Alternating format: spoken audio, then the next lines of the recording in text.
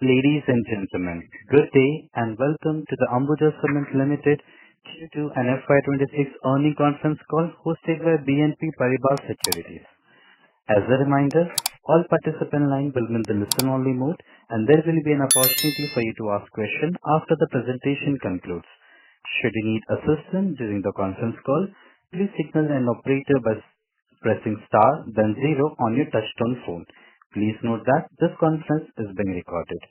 I now hand the conference over to Mr. Niransh Jain. Thank you, and over to you, sir. Hi. Thank you. Good evening, everyone. On behalf of BNP Paribas Securities India, we welcome you all to the Q2FY26 earnings call of Ambuja Cement Limited. Without any further delay, I'll hand over the call to Mr. Deepak Balwani, Head of Investor Relations. Over to you, sir. Thank you. On behalf of Ambuja Cement, I am pleased to welcome all the participants to our Q2 FY26 earnings call. Before we start, please note that this call may include forward-looking statements based on our current beliefs and expectations. These are not guarantees of future performance and may involve unforeseen risks and uncertainties. We remain committed to further strengthening our disclosure standards and improving the quality of our capital market communications to the best in the industry. Wow, what a quarterly performance! Existing capacities increased to 107 MTP in Q2, with EBITDA reaching 1060 PMT. The total target capacity is now set at 155 MTPA, among other several notable updates. We are pleased to have with us on the call Mr. Vinod Bahety, Chief Executive Officer, and Mr. Rakesh Tiwari, Chief Financial Officer. Now I invite Mr. Bahety to provide his valuable insights on the quarterly performance. Thank you, Deepak. Good afternoon. On my behalf and the behalf of my management team, welcome to all joining us for this second quarter of FY26 earnings call. Wishing you a very vibrant festive season, which has also got extended with our women in blue winning the maiden ICC Cricket World Cup 25. Likewise, friends, I am equally jubilant to share the all-round robust performance of Ambuja Cement, maintaining a strong momentum. This was driven by concerted branding, marketing, and other initiatives, thereby increasing our customers' preferences for premium products and a larger vibrancy amongst our dealers and supply chain partners. This resulted in differentiated volume growth and improved realizations, thereby helping us achieve EBITDA of rupees 1060 per metric ton, a jump of 32% YoY, while EBITDA margin stood at 19.2%, uptick of 5% compared to last year's of 14.2%. This quarter has been noteworthy for the cement industry. Despite the headwinds from the prolonged monsoon, the sector will benefit from the tailwinds of several favorable policy measures, including GST 2.0 reforms. Likewise, this quarter has been instrumental for Adani Cement. Our group synergies and efficiency measures have started yielding results. Total cost reduced by 5% YoY, led by kiln fuel cost at 1.65 rupees per 1000 kilocalories, and this is excluding the AFR. If I include the AFR, it becomes 1.60 rupees per 1000 kilocalorie. At 1.65 excluding the AFR, it is lowest amongst the peers, and it is likely to sustain further reduce with increasing trend of AFR. Exit of FY26, we are targeting to deliver total cost of rupees 4,000 per metric ton, which is 5% reduction from the current levels of rupees 4,200. The exit of September has been 4,200 cost per ton, which I am targeting to deliver at 4,000 by March 26. Likewise, in FY27, we aim for 5% reduction and another 5% in FY28. So by end of March 27, we are aiming to hit 3,800 rupees a ton, and by end of March 28, it would be around another 5%, which will be 3,650 rupees per ton. Another important initiative we have launched during this quarter is the debottlenecking of our plants and the logistics infrastructure. These debottlenecking initiatives across the plants will add 15 million tons in our capacity at a much lower capex of $48 per ton, and this capex is on an integrated investment basis. There were some questions I want to clarify. This $48 per ton is on an integrated basis, which would mean a combination of GU and IU investments. This is the combined capex for clinkerizing plus grinding, as I mentioned. With this additional 15 million tons, we now revise our target capacity from 140 to 155 by FY28. Simultaneously, my clinker capacity also goes up from the current target of 84 to almost 96 million tons by FY28. In addition, friends, we have also initiated logistics debottlenecking, and this will improve current capacity utilization by 3%. So which would mean that my current 107 million tons will have a better evacuation of 3 million tons, and this we will achieve in over 24 months. We are also installing 13 blenders at our plants over a period of 12 months, which will optimize the product mix and increase the share of premium cement and thereby improving our overall realization. Very importantly, we have launched CINOC, CINOC, Cement Intelligent Network Operations Center. This will enable a paradigm shift across the business operations. AI will run deep into our enterprise fabric, bringing efficiency, productivity, and deeper engagement with the stakeholders across the value chain. As a business, we are getting younger by the day, with our average plant age falling by almost 50% by FY28. Our average age of employees has also substantially improved from where we started, and now we stand at almost 38 years. Integration of Penna and Orient Cement has been one of the fastest, I would say, wherein the entire sales, except the initial few days for Orient, otherwise the entire sales has been under the Ambuja and ACC brands. This has been well received by the customers, supply chain partners. This has also resulted into sharp improvement in the profitability of these companies. Adani Workplace Management System has been institutionalized and helping to reinforce plant working conditions and overall help on reliability, environment, safety, quality, which we call it as a rescue program. We are also engaging and investing in R&D and technologies, which will provide an edge in our ESG scores improvements. Such programs have also helped us in the past to provide cement for several marquee national projects. The most recently, Navi Mumbai International Airport, few months back, Chenab Single Arc Railway Bridge, the upcoming World College Temple, amongst so many other projects. In terms of the Concall financial performance, friends, I'm happy to share we have achieved highest ever sales volume at 16.6 million tons, up 20% Y-on-Y, which is almost 5 times higher in terms of the industry average, which has grew at the industry level say 4%. We have grew 20% Y-on-Y. Market share is also up 1% to now 16.6%. Revenue stands at rupees 9,174 crores, up 21% Y-on-Y, and there has been a price gain of 3%.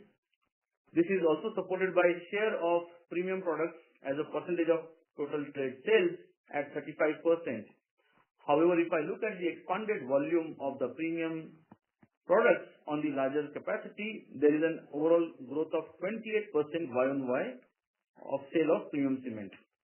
Cost has improved by rupees 238 per metric ton Y-on-Y.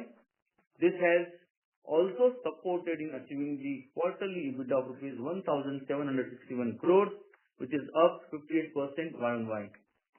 Profit after tax is at rupees 2,602 crores, up 364%. And of course, we will have some of you questions on one-time 1836 crores profit provision for the tax write-back and all, which I have already highlighted in more detail in the investor deck. But even if I exclude that, there is a quantum substantial improvement on the profit after tax. Earning per share is at 7.2 rupees per share for the quarter, which is up to 67%. Net worth at 69,493 crores, up 3,057 crores for the quarter, and company remains debt-free with highest rating of CRISIL AAA stable and short-term A1+ ratings. We have maintained that. In the interest of time, friends, I will not discuss the standalone financial performance of the listed companies, as these details are already available on the stock exchanges. In terms of the operational excellence, green power shares has increased to 33% in second quarter, with renewable energy capacity at 673 megawatts, expected to reach almost 900 megawatt by the end of this financial year, and 1122 megawatt by FY27. We also strengthen the ecosystem engagement through collaborative efforts with Traders RAs, initiatives like Nirmanotsav. We launched the Adani Cement Future X, and which covers almost 400 academia, both schools and institutions, covering 4 lakh students. We deepened our B2B engagement with initiatives like Samvad. Then we launched Dhanvarsha, the CEO Club platform, and some of you would have already experienced it. Strategic partnership with Concall for the movement of the tank containers. It will support in terms of net zero emission commitments, and also there will be opportunity of setting up the bulk cement terminals. In terms of my growth and expansion journey, friends, my current capacity stands at 107 million metric tons, and this is cement. So far as clinker is concerned, it is almost at 65 million metric tons. The ratio is generally around 0.6 to 0.62 of the cement.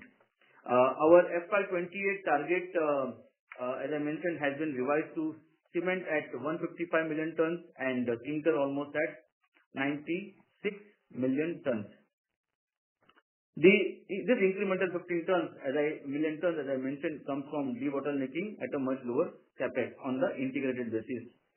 Greenfield and brownfield expansions progressing quite well at Salai Banwa, Marwa, Penna Marwar, Dahej, Kalamboli, Batinda, Jodhpur, Varisaliganj. All of them will be up and running by end of this financial year. 3 of them will be coming in Q3, which is Salai Banwa, BCCI, and one more, which is Dahej, and rest will be coming by end of this financial year. Trial runs have started for the Bhatapara clinker line, and which is 4 million tons. While I already announced the operational of Krishnapatnam 2 million tons of grinding unit, which takes up my capacity to 4 million tons at Krishnapatnam. We are adding almost 11.2 million tons in FY26, and we will be hitting almost 118 million tons by end of this year. By FY27 and FY28, we should be then in a good shape to achieve 155 million tons. For this disciplined capex management ensures timely execution, scale profitability, and the optimize of the operating leverage. On the cost leadership, friends, which is our key focus area, and from beginning we have been highlighting this, our cost has reduced by almost 5% Y-on-Y, primarily led by the kiln fuel cost, and I mentioned the numbers.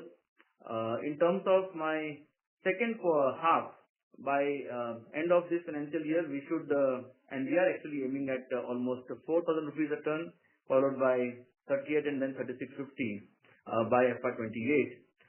Green power share is up by 14.3% to almost 33% in Q2, and it is progressing very well. So by FY28, we should be hitting 60% in line with our earlier announcements.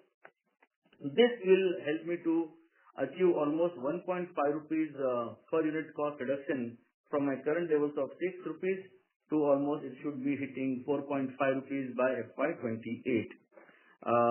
The efficiency factors in terms of the kiln, the heat consumption and the power consumption are going to improve with the additions of the new capacities which are with the latest technologies. The kiln fuel cost, including the AFR, reduced by 2%, which I mentioned, to 1.60, and so on and so forth. So far as logistics is concerned, the primary lead distance is down by say 2 kilometers. and now stands at 265, and we are expecting another 50 kilometer reduction as we expand our geography in terms of the GUs. For this quarter, logistics cost has come down by almost 7% Y-on-Y at 1224.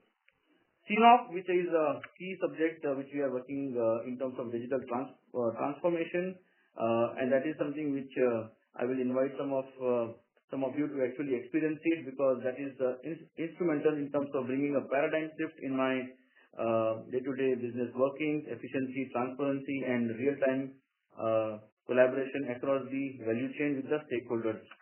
From the ESG leadership perspective, friends, we have noteworthy improvements right from SBTI validating us for the near term to long term, and lots of developments are happening in this regard. I had mentioned earlier we have signed an MOU with the Coolbrooks of Finland, and things are progressing quite well. We are water positive 12 times on annualized basis, plastic negative, and in terms of tree plantations and so on and so forth. Lots of works are going from a ESG perspective. CCTS augurs very well, given that the new capacities are very efficient ones, and therefore it will help me. It will help the business in terms of generating positive carbon credit, and which will be also incremental in terms of generating income as and when the overall model matures. As per my rough estimates, it should provide at least 200 to 225 crores additional income by virtue of positive carbon credits as and when this framework gets more mature. This I have calculated at $8 to 10 per ton of the carbon credit. So far as people at the core, we are actually building future capability by building the fresh talent with digital skills and a culture of ownership and continuous learning, and empowering our people to deliver results. Lots of initiatives and actions are being done for community and social impact. We are also putting lots of efforts on brand and stakeholder engagement. The brand track research with Ipsos is the agency, and it has revealed recently the report which has come. It has revealed quite positive trends in top of the mind awareness and strong Adani brand association. By the way, some of you would know that now Adani brand has got shipped into our overall cement business, and it is giving us quite positive results. And so the synergies are really bringing that positive trend in the business. We have, through digital and mass media, we have touched almost 300 million individuals pan-India, and the series of even initiatives like Heroes of Adani and so forth, for example, which are available on digital platforms, and I'm sure some of you have seen it. It brings quite vibrant stories of our dealers, and brings a very close emotional brands with connect with them. Technical services, which is like a very important focus area, which was initiated long back within say Ambuja and ACC. That is like seeing a very robust trend, and we have now this year 35,000 contractors enrolled, almost 14,000 sites, what we say Adani certified technology sites, which actually uses purely our premium cement, and these numbers are growing, and we do lots of workshops and lots of technical events. On the industry outlook and my closing thoughts, friends, cement demand, I remain bullish. In Q2, although it was moderate and grew by, at the industry level, say 4%, but my overall yearly target remains between 7 to 8%. GST reduction of from 28 to 18, where all the benefits have got passed to the customer, and I'm sure this will bring more demand for especially good brands like Adani Cement, and more so the demand for the premium cement. There is a improved economic sentiment, higher investment in both public and private sector, and in summation, it augurs very well for the industry. I would now hand it over back to the moderator for the questions and answers. Over to you, BNP team. Thank you. Thank you, sir. Thank you very much. Ladies and gentlemen, we'll now begin with the question and answer session. Anyone who wishes to ask a question may press star and 1 on their touchtone telephone. If you wish to remove yourself from the question queue, you may press star and 2. Participants are requested to use headset while asking a question. Ladies and gentlemen, we'll wait for a moment while the question queue assembles. Our first question comes from the line of Amit Murarka from Axis Capital. Please go ahead with the question, sir. Yeah. Hi, good evening, and thanks for the opportunity. So the first question is on cost. So while it's a great reduction on the cost, but just wanted to understand a bit more on other expenses, because unusually, other expenses per ton as well are dropping in Q2 versus Q1, given that Q2 is a maintenance quarter. Just wanted to understand, is it lower kiln maintenance has happened in Q2, or is there some other factor like lower advertisement spend and all which has driven down other expenses? No, so Amit, thank you. So you're referring to so far as other expenses of 774 rupees a ton versus 712 rupees a ton, right?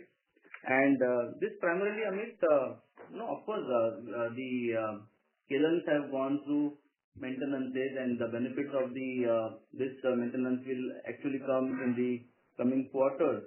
Cost, for example, remains a focus area for us, Amit, and therefore this reduction of almost 62 rupees per ton comes from the improved synergies and efficiency gains. In terms of, we have also improved our overall sales promotion and marketing strategies with a very analytics-driven branding and sales promotion, with the more effective media than the costly media. So, for example, you will see more of us into lots of digital and other footprints. So I would say that other expenses is a factor of all of these initiatives, but nothing to worry about any maintenances, etc., which have been underplayed in this quarter. Okay, sure. Thanks for that. And just secondly, on the working capital, your cash flow statement shows an increase of about 2,000 crore in working capital in the 1H. And even earlier, last year also, we saw some increases in working capital. So just wanted to understand, what is the reason for this increase? Is it some receivables, some advances? What would really are the reasons for this? So yeah, Amit, so far as Q2 is concerned, there are two factors. One is, yes, receivables, when you have a higher degree of sales on the non-trade side, and Q2 being generally subdued given the monsoon and all, this tends to increase your overall receivables to the B2B customers. Second is the overall inventory, and somewhere you will find our responses that there is a higher closing stock of both finished goods, and also when you said about maintenance, so a higher stock of the spares and consumables which is there, for example. So I have the numbers, but essentially this your 2,000 crores is a combination of these three factors, and then what we have done is, as part of the mitigation, we have built up almost 2-3 months of coal inventory. And if you see, this has moved very well in our favor. So therefore, even for Q3, I'm optimistic to sustain the coal cost and remain the lowest cost on the kiln coal in the industry because of this inventory of coal also available to us, which is at a lower price. So coal, finished goods inventory, then inventory of clinker, then inventory of stores and spares, and then of course receivables, which are also tends to go up when it comes to quarters like September, and then these are like the factors. But I have very strong improvements plans in the Q3 on this front. Understood. Thanks for the elaborate response. And just a very last question on the debottlenecking. While the cement debottlenecking plant-wise, I think, is given in the presentation, you mentioned that there is clinker debottlenecking also. Can you provide maybe further details on that as well as to which units will see the debottlenecking at clinker level? Yeah. So we will be setting up another 3 kilns, Amit, almost 12 million. So earlier we had given 82 million, it was 84 million tons for FY28 target, if you remember. And now that 84 is becoming 96. Generally, my kilns are 4 million tons, so 3 more kilns will come up. Broadly, I remember one is going to come up in Bhatapara itself. So we have like two major blocks over there. One is the existing Bhatapara and second is Chilati, which is about say 25 odd kilometers from Bhatapara. So Chhattisgarh is like one area which we have sizable limestone reserve. We are going to look at that. Then one more, for example, we have plans is in terms of as you improve and progress is like Sanghi, which we will announce in due course. But these are like my potentially low cost. Sanghi, for example, has all the potentials to become the one of the lowest cost of clinker. So it has all the good probability of me setting up clinker there. Bhatapara, it has been our strength, and few more, for example, which will come up. So north and west primarily, for example, remains where we have a substantial strong advantage, and we have also seen a significant improvement in terms of our brand loyalty. And all. These are like geographies which will see these expansions coming up. Okay. Thanks a lot and best wishes. Thank you. Thank you, sir. Ladies and gentlemen, in order to ensure that the management will be able to address questions from all the participants in the conference, kindly limit the question to 2 questions per participant. Should you have a follow-up question, please rejoin the queue. Our next question comes from the line of Naveen Sahadev from ICICI Securities. Please go ahead, sir. Yeah. Good evening, sir. Am I audible? Hello? Yeah, Naveen. Great. So thank you for the opportunity and congratulations on good set of numbers. 2 questions. One is on debottlenecking. So if my memory serves me right, under the previous management, we never really heard ACC Ambuja doing any sort of, debottlenecking, while every other company would have thrived on this opportunity. Now, in the presentation, you've given 13 locations, whereas I believe you have 45, 46 locations in total. So just wanted to understand.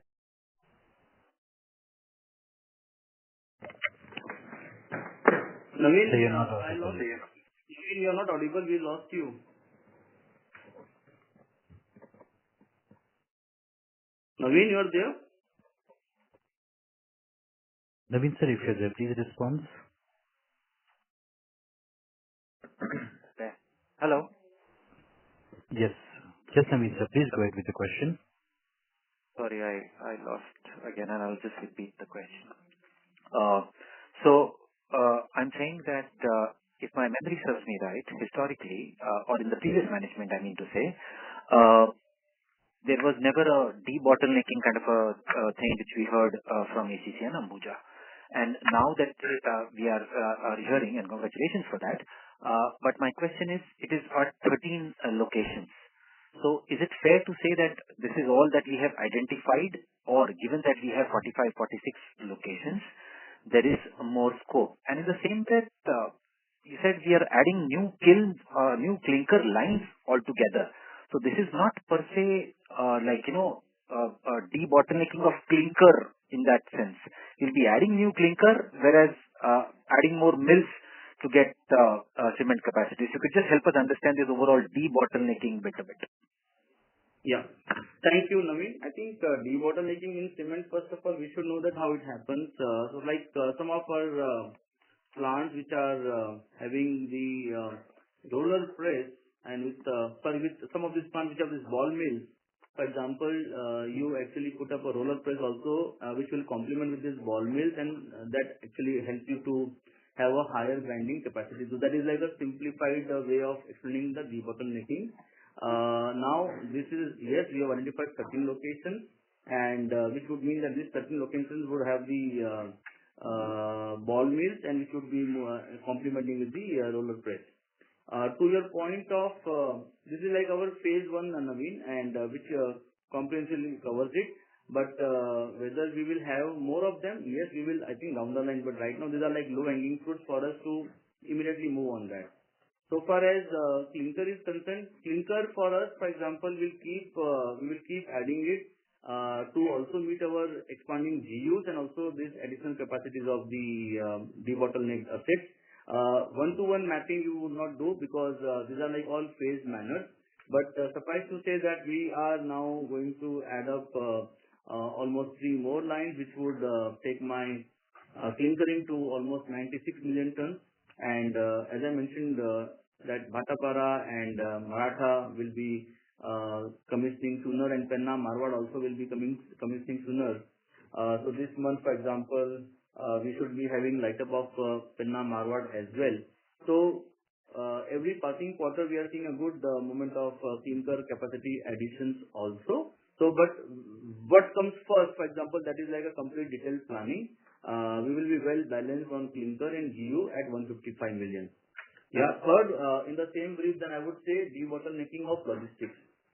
Now, this 3%, when we look at it, because we have the grinding, but sometimes the evacuation becomes a bottleneck, and therefore this exercise, which has been done quite extensively through consultants and all, and this 3%, which will be straight 3 million tons of unlocking of capacity through logistics debottlenecking, will get complementary to us.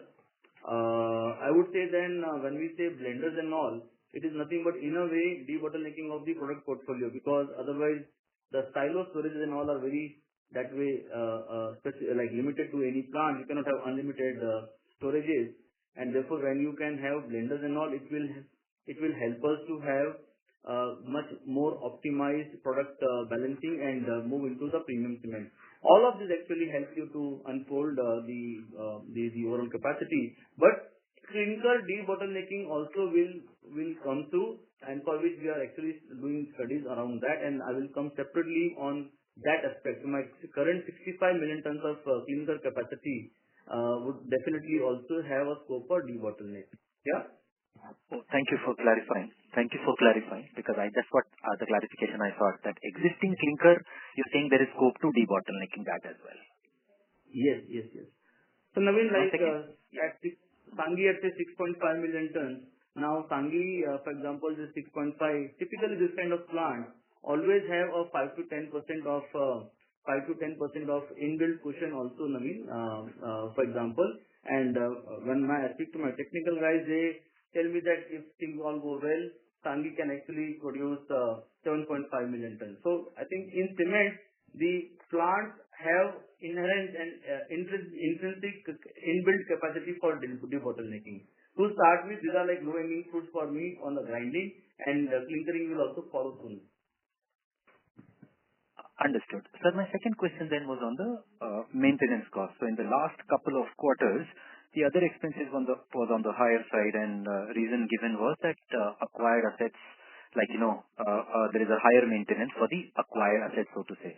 Now, in this quarter's press release, you've mentioned that these maintenance of these acquired assets is largely completed. Now, what I wanted to understand from you is that given the backdrop of digitalization or AI integration, and also the overall modernization initiatives that the company was taking, will this other expenditure continue to be on the higher side, or this is where we can say that it is peaked out and now it will taper down from here on? Thank you. Yeah, thank you. I won't say it is peaked out because the digital initiatives have to step in, Naveen, in terms of, let us say, the operating leverage benefit will surely help me to get the benefit in the coming quarters. So when it comes to utilization of Penna or Sanghi, for example, which are still lower as compared to our estimates, for example, and therefore the benefit will surely flow in. But that is the advantage of the operating leverage. But so far as technology is concerned, and that is where comprehensively we are doing at the plant level and at the business level, those, for example, will chip in maybe at least 2 quarters I will require to bring a strong revamping of the foundation, and then put on the additional layers of the AIs and all platforms. So like these initiatives have been launched, they will bring marginal improvements apart from the operating leverages which I mentioned, but the real improvements will begin from the next financial year. However, my optimism for 4,000 rupees a ton by end of this financial year remains there in terms of the overall total project cost. Understood. Thank you, sir. Thank you. Our next question comes from the line of Rahul Gupta from Morgan Stanley. Please go ahead. Yeah, hi. Thanks for taking my questions. Few questions. So first, continuing on the previous question, you reported around 70 odd rupees per ton of additional cost on back of both sales promotion and second on maintenance. Now, how much of this 70 odd would continue over the next 2 quarters? So that's my first question. Yeah. Rahul, 70 rupees per ton will proceed now with improved volumes coming from some of these acquired assets, and because we are doing it in a very systematic manner, and therefore some of the time which some of these assets, for example, Penna and Sangli have taken, now that the investments have gone, results will start flowing in. So far as the brand is concerned, see, that is like a very continuous exercise, and therefore you will see more benefits coming from it with the higher share of premium cement. So even, for example, when I say that this will be maintained, sustained, and improve in terms of cost for marketing and sales promotion, but the delta effect, for example, when I look at it, it is far superior. The Y-on-Y growth of 20% volume, for example, or even if I remove the acquired assets, the Y-on-Y growth becomes 11%, which outweighs the industry in all means. And that is actually, for example, I would not be so concerned about that. I would be rather looking at how it is helping in my overall matrices of revenue and the overall say, EBITDA and the premium cement, so and so forth. So the OPEX part for the maintenance will now be controlled, sustained, and reduced with the benefits of the improved capacity utilization for the acquired assets. Got it. My second question is, just help me understand, it's more like a clarification. When you say that you would exit the year with 4,000 rupees per ton of cost, is it fourth quarter end? Is it March end? Can you help us understand that? And secondly, when you say 3650 by fiscal 28, is it the full year or March 28, or is it fourth quarter March 28? Any clarification over here would be very helpful. Rahul, I would say pick it as March. So like 4,000 is exit of FY26, therefore pick it as March 26. Likewise, March 27 and then March 28. Got it. One final question is, your RMC business is ramping up quite fast. If I look at the numbers, fiscal 25 share of RMC was more like 4% in overall revenues. This has become around 4.5% in first half. How should we look at this business from second half perspective and next couple of years perspective? At what level share of RMC revenues would stabilize? That's it from my side. Yeah. No, good observation, Rahul. So like RMX is building up quite well for us, and on a full blow basis, let us say FY28, and when I say in terms of my cement consumption in RMX, which will give you that claim, it would be around say ballpark around 5%. So 5% of my full blow capacity of cement RMX will consume. So almost we are targeting 365 odd RMX plants in next couple of years, and good thing is now RMX has also built up quite well on the EBITDA margin as well. So yeah, around 5% by FY28 for the cement consumption in RMX. And how much does it reflect into your revenues? If you can help us understand. In terms of revenue, I think this. Or let me ask this way: what would be the cement consumption of RMC right now? Cement consumption of RMC is quite right now around between say around 2% odd, and as I said, this is ramping up to go up to 5%. Okay, got it. Thank you so much.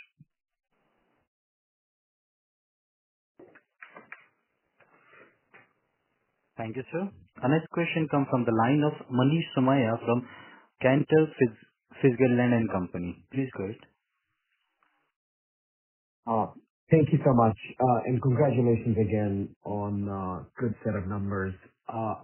There's been a lot of discussion about costs, and maybe I'll switch to volume growth. I think you had 20% volume growth in the latest quarter, and obviously the industry is growing at much less. My question is, how sustainable is this growth? And then secondly, as you sort of go up market, go more premium, how are you balancing pricing and volume? Yeah, thank you, Thank you. Manish. A very interesting question. I would go with last quarter and the current quarter trend, Manish. Last quarter also we delivered 20% year-on-year, and this quarter also 20% year-on-year. Now, in terms of sustainability, I think quite bullish to achieve double-digit growth.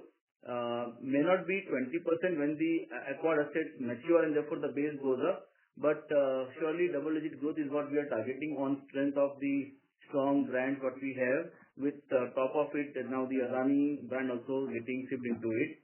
So far as the whole structure when it comes to premium cement versus the overall volume growth, Manish, that will get very well balanced out.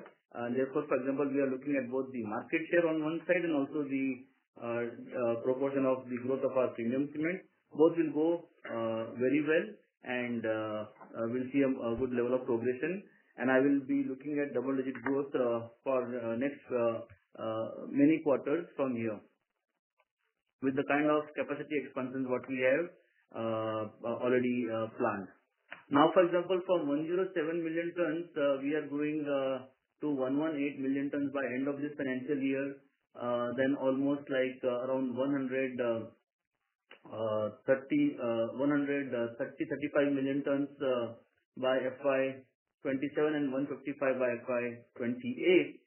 So the capacity itself is growing by almost 10 to 15% every year. Therefore, I am bullish about double-digit growth.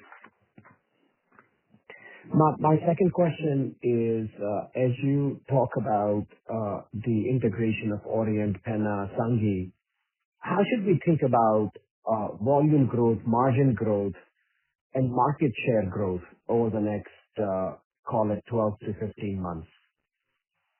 If you can help us understand that would be really helpful. Very interesting. Thank you again, Manish. See, I also highlighted, excluding the acquired assets, my EBITDA is almost at the base capacity at around almost 1,180 rupees per metric ton. But with the acquired assets, which are right now giving me lower EBITDA. So let us say the EBITDA for Penna and Sanghi, for example, although there's an MSA and all, but with the capacity utilization improvement, they should also get closer to the current levels. And even if I expect it to achieve 4 digits, again we see a very healthy improvement in terms of the EBITDA to sustain 4 digits and then to grow from there.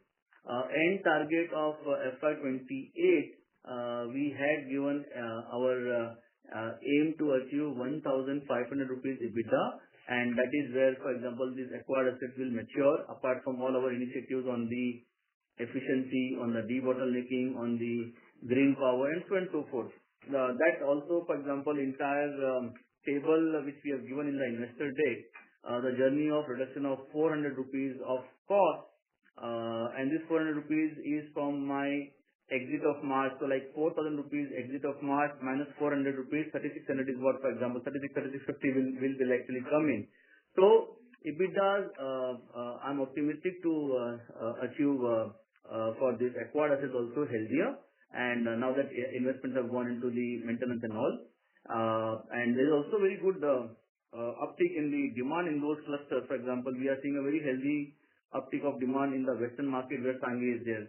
We are seeing a very positive uptick of demand in the southern markets, for example, where Penna assets are there. And of course, Orient caters to west as well as to south, but primarily to west, which is again a very healthy, high contribution, high EBITDA market like Mumbai.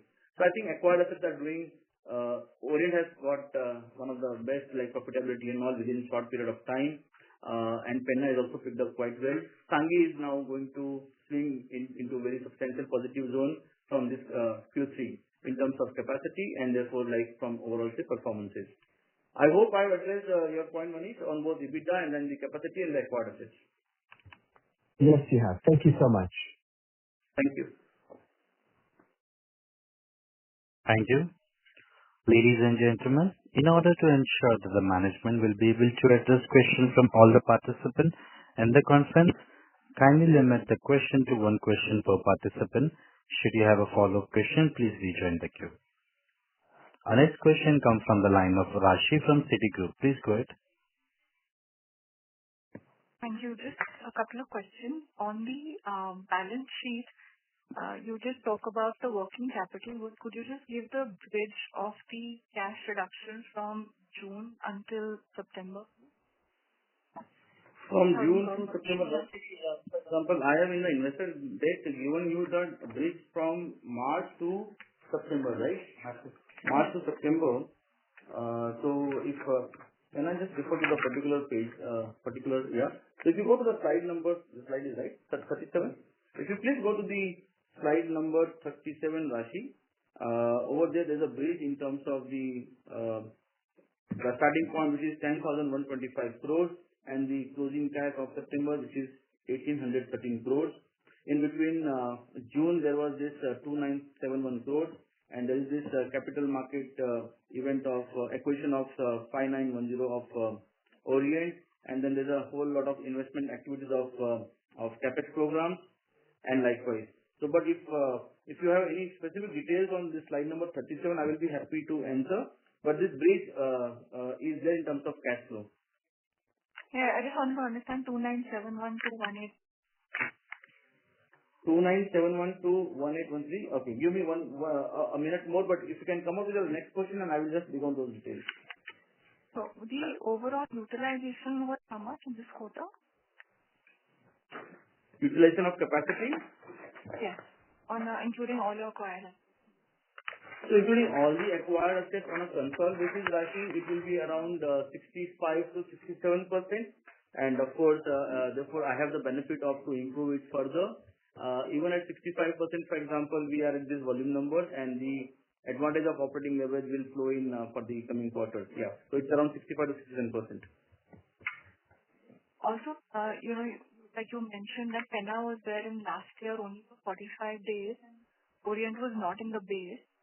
So if I were to exclude both these, would you have grown in line with the market, or would you have gained market share this year? I would have grown almost, Rashi, 2.5 times better than market. Industry average, let's say 4% growth. Without Orient and Penna, I would be at 11% growth.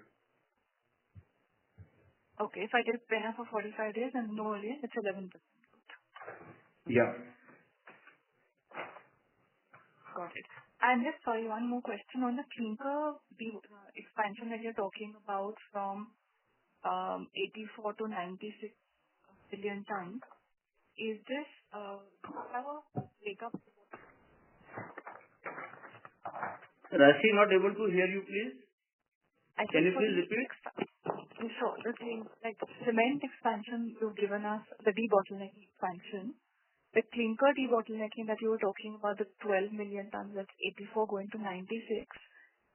Any of this in ACC, or the whole thing is going to be? No, that is not debottlenecking, Rashi. I told debottlenecking on the clinker will come up with more comprehensive separately. That was for the incremental lines which I mentioned to Naveen. Okay, those are right. All right, got it. Yeah. So for clinker debottlenecking? Sorry? No. Okay. So you continue, then I would respond on your cash and that. Yeah. So just then if I can just, if you could just repeat the clinker expansion. So we're going to get to 73 million tons of clinker by FY26, right? By the close of FY26. And then what are next steps from there? 73 goes to? 73 goes to almost, now FY20 numbers will go to around 96, and in between FY27 I will just let you know. But coming to your, so like just give me FY27 clinker, and so far as, because we will have Marwar and all, so another you put, say, 8 million tons in between, so from 73 it becomes 81, and from 81 it becomes 96, right? This is the journey. So far as cash and cash equivalent is concerned, from 2971, majorly it is going in terms of the CapEx program. Almost 1400 CR is actually from CapEx program with respect to all these ongoing CapExes, right? So which are going to get commissioned in Q3, and some of it is going to get commissioned in Q4. Got it. So 1400 was the capex in the second quarter, and 2800 is for the first half, the capex? Yeah. So my hit rate for average hit rate for the quarter is almost 2000 odd crores, and we hit almost 8000 crores of capex program in a year. So that is right. Okay. Thank you. Thank you, sir. Thank you, ma'am. Our next question comes from the line of Ritesh Shah from Investec. Please go ahead. Yeah. Hi, sir. Thanks for the opportunity, sir. First question, three parts. Sir, somewhere in the mail you have written that we will be adopting latest technology on new capacities, and it will improve operational efficiencies, and also it will reduce the average age of plants by 40%. Sir, how should we read into this? One is if you could elaborate on the technology. The second is on the operational efficiency, what you indicate on heat and power, if you could quantify something. And third, basically, I presume average age of plants is only because of the new assets, nothing to do with the old assets. If at all with the old assets, would we look to reassess the residual life of the plant and hence also depreciation going forward? So Ritesh, one by one. Let's first your question is in terms of the efficiency. These technologies, for example, when we say latest technologies, are all like the 4 million tons of clinker, for example. When you look at that, the heat factor, the heat consumption comes to almost 680 kilocalories. Yeah. And compared to that, for example, the existing heat consumption is almost like around 730 to 740. Now that straight away, for example, this new clinkering lines will give the benefit in terms of the averaging the heat consumption. When it comes to power consumption, I am aware of that our power consumption is slightly higher than the industry leaders and peers, and that is where precisely we have an advantage to catch up on that. Typically, for example, if the current consumption is upwards of say 60 units on an average, the latest assets basically overall say investments they will bring, the new assets will come at less than 50 units per ton of say clinker. Now, and effectively, when you look at composite basis also, both cement and clinker, it will come down substantially. So nothing, for example, the only thing is when you add up the new investments, new assets, it will help us to improve the overall average of new plus existing ones. So that is like where, for example, we see a good advantage what we have. Despite a little old assets or higher average age, our current performance therefore has to be looked upon in that context, and then the improvement plan has to be seen in that context, the scope for us to improve, and hence I this time mentioned 40% reduction which happens in my overall average age by FY28 when we go for this expansion plans. You had a couple of other questions, Ritesh. So therefore, for example, the journey of this 400 rupees a ton, you will find 250 rupees in terms of power and fuel, and these are like factors of consumption apart from mitigating in terms of the rate and all, which we have demonstrated. What is your second question, Ritesh? I am missing that. Yeah, sir, just a related question. So would we look to reassess the useful life of the assets that we have after the debottlenecking and equipment upgrades that we're doing? No, so we have done that, Ritesh. I think one or two assets, for example, we will look at mothballing, and I will separately share with you the details with all of you separately with the details, but that is like insignificant in the overall scheme of things. For example, we constantly do that in context of the market share and the overall additions of the new assets. So as and when the new assets keep adding it, we will look at some of the very old assets in terms of mothballing, and then look for another level of expansion program in those areas. Yeah. But for right now, all my assets are up and running. Sure, sir. This is quite useful. For Wadi, we have for Wadi, the line number 1, for example, I did mention to all of you before, we have stopped using Wadi line number 1, but that doesn't really affect my any kind of say source of clinker, etc., because that was pretty old, and we have dismantled it. Sure. Sir, second is just to have the comfort on the timelines for the commissioning, because when we look at one of the slides, when we compare it with the prior quarter, we find 6 of the projects, there is a delay of a quarter. This includes Batinda, Bhatpara, Maratha, Salaibanwa, Jodhpur, Krishnapatnam. Sir, how should we read into this, or is it something like it will come on the revised timelines? Sir, how should one get more confidence over here, please? Thanks, Ritesh. Again, for example, you have torrential rains and you have got the flood-like situation across many parts of the country, and therefore, for example, some of this has become an also a result of some of the factors of delays. But generally, like for example, when I for example say anything operational, I look at commercial operationalizing of the plant more than basically trial run and all. Therefore, for example, you will find meaningful outcomes of all this, for example, ongoing, where the commercial production will start definitely before the Q4 and start giving us the benefits. Some of them are seeing at different stages of their pre-trials and all, and the trials will commence and then the commercials will start coming in. I don't see any unreasonable delay. These are all part and parcel of the situation when you have rains and other issues. Right. Sir, if I can squeeze in one. Sir, you gave a very interesting data point that the average age has reduced to 38 years. Sir, how are you reading into this particular number? Like, is it natural attrition or is it hiring younger workforce? How do you map it with the productivity of the firm? How are you looking at this number? This is important because I would love to answer this. I think what we have done is now the cadre hire program, for example.